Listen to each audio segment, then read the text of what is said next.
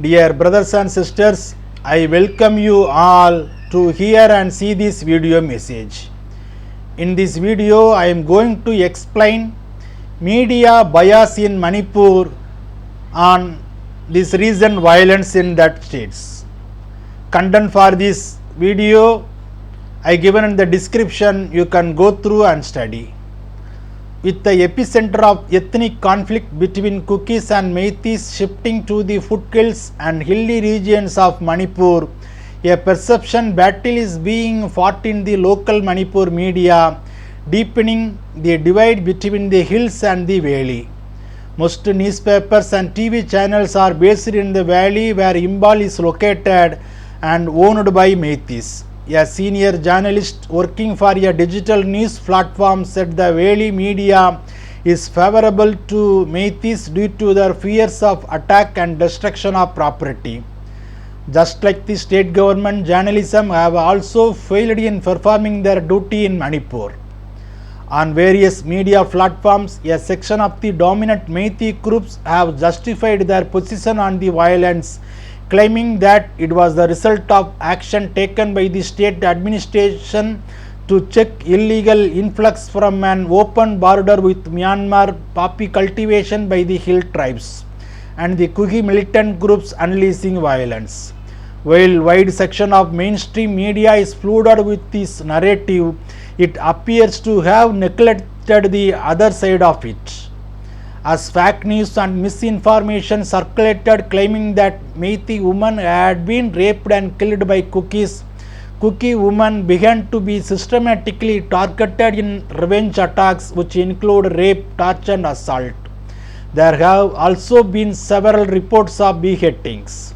After the false reports allegedly accusing the Kuki militants of burning the ambulance carrying the 7-year-old child Kang Sing along with his mother and a friend of 7th of June 2023, it is reported that it was in fact the Meitei militant miscreants Arambai Tenkol having committed this horrendous crime. Though the Meiteis and the tribals have had differences, yet they have coexisted for decades. Local skirmishes have certainly taken place, but the well-planned, organized armed attacks and the razing of villages has happened in completely unprecedented. The media has covered the situation as a clash, as if the two communities are fundamentally attacking each other. Nothing could be further from the truth.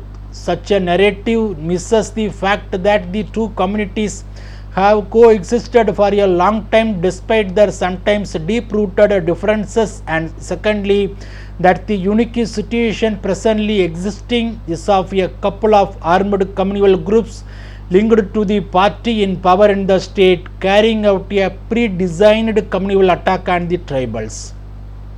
The class narrative camouflages the presence of these two groups Arambai Tenkol, Meitei Lipun behind all the attacks and renders them immune from the prosecution, thereby emboldening them to carry on further attack.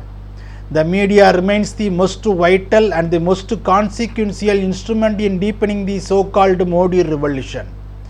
Except TV9 and India Today group, no other outlet sent senior journalists to Manipur. State broadcaster DD Doordarshan News was the only organization to have not sent any reporter to Manipur until the video went viral. All those media functionaries who day after day knowingly depart from their professional dharma to promote poisonous divisiveness and sectarianism just because the neo-Chanakyas have found an easy way to polarize the country. A pen can do more harm than a gun. In Manipur, Meitei owned media is winning the perception war. Bible talks about biased media in India in Numbers 13 verse 32, and that is media brought of an evil report of the land which they had searched unto the children of Israel, that is India.